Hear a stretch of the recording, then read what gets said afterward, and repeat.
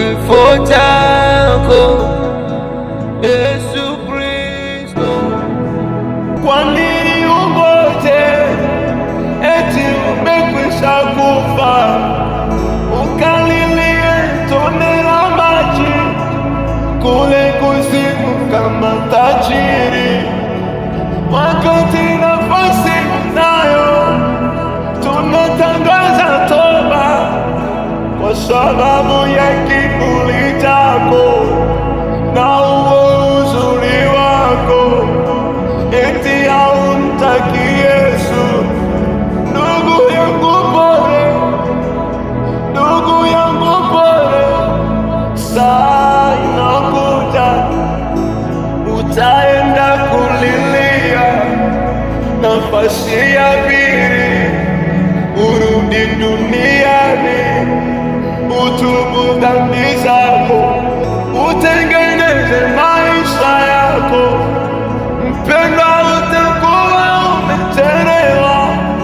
Nafasi ni leo, saa ya wokovu ni leo.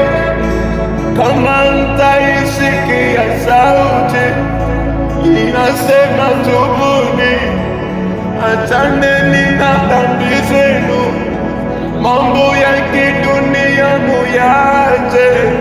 Sisi huku ni wapitaji, hivyo ya dunia hayatuhusu.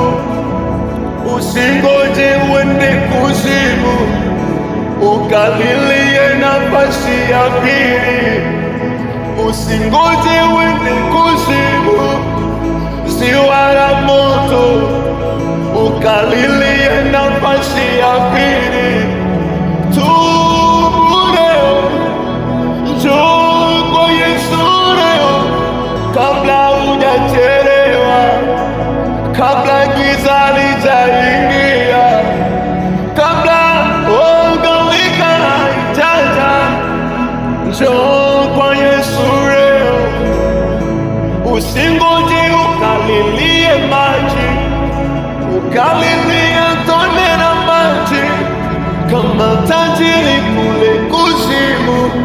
Baba, natengeneza leo, leo natubu dhambi zangu, nisijechelewa, nisijechelewa. Second chance, second chance, second chance, second chance. Nafasi ya pili, nafasi ya pili. Holy Spirit, grant me that second chance. Inywa kiomba, ni kweli nimekosa, na dhambi ninatenda. Wakanidanganya kuhusu waraka wa kwanza wa Timotheo sura ya 2 mstari wake wa 9. Wakasema mwanamke kusuka nywele siyo dhambi, kuvaa pete, heleni masikioni, vikuku na shanga kiunoni, kuweka wigi na hasta kichwani, eti siyo dhambi. Kwa nini msiwaambie tu ukweli, muwaepushe na jehanamu? Kalisome neno, itakuweka huru.